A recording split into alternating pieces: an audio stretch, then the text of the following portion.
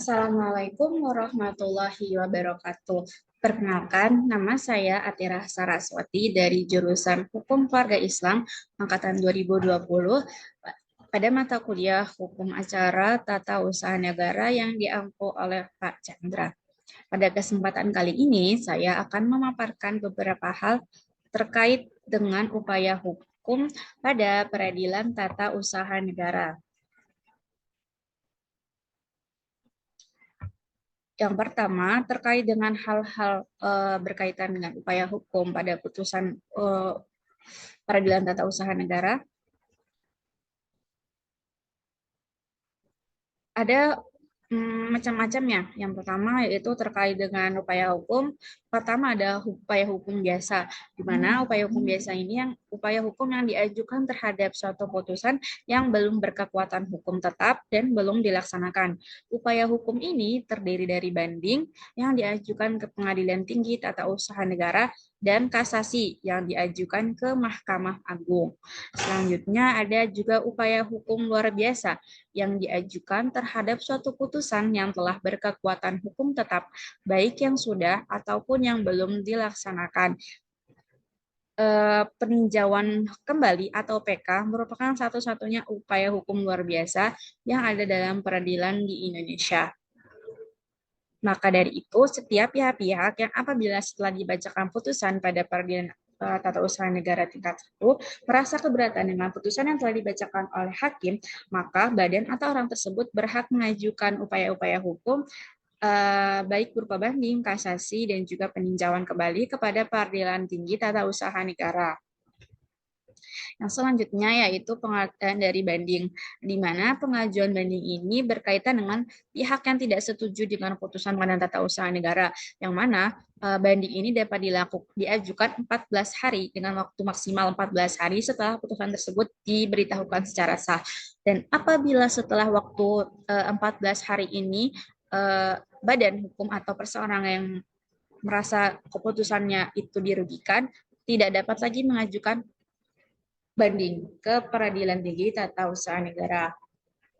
Selanjutnya yaitu berkenaan dengan pengajuan kasasi, di mana apabila setelah melalui proses banding tadi, para penggugat tidak juga merasa puas atau ada pihak yang tidak merasa puas dari putusan hakim dalam banding tadi, maka badan hukum atau orang tersebut berhak mengajukan pengajuan pada tingkat kasasi, yang mana pihak yang tidak setuju dengan putusan Pengadilan Tata Usaha Negara dalam sengketa informasi atau sengketa penetapan lokasi dan atau terhadap putusan Pengadilan Tinggi Tata Usaha Negara dapat mengajukan kasasi. Waktu maksimalnya adalah 14 hari setelah putusan banding diberitahukan secara sah. Sebagaimana pendaftaran gugatan atau permohonan, pengajuan kasasi dapat didaftarkan setelah memenuhi prosedur pendaftaran yang berlaku, yakni kelengkapan dokumen-dokumen dan juga membayar panjar biaya perkara. Maka dari ini, segala pihak yang merasa dirugikan dari keputusan pada peradilan tingkat pengajuan banding dapat mempersiapkan hal-hal yang dibutuhkan agar pengajuannya dalam perkara kasasi dapat diterima. Selanjutnya ada peninjauan kembali. Ini merupakan tahapan terakhir dari upaya hukum yang berlaku di Indonesia, yang dimana setiap peradilan-peradilan di Indonesia menyediakan upaya hukum peninjauan kembali. Peninjauan kembali ini merupakan alternatif atau hak yang bisa diterima oleh setiap badan atau warga negara yang mengajukan putusan, di mana ia tidak puas dengan hasil putusan pada tingkat pertama, kemudian tidak juga puas pada hasil putusan tingkat kedua atau banding, yang kemudian setelah hasil juga tidak puas lagi dengan putusan pada tingkat kasasi, maka pihak-pihak yang merasa dirugikan tersebut berhak mengajukan peninjauan kembali, yang dimana peninjauan kembali ini adalah hakim pada perkara tersebut meninjau ulang lagi dari awal, dari gugatan yang diajukan oleh penggugat terhadap tergugat, dalil-dalil gugatannya diperiksa kembali, dan diperiksa kembali proses-proses persidangannya.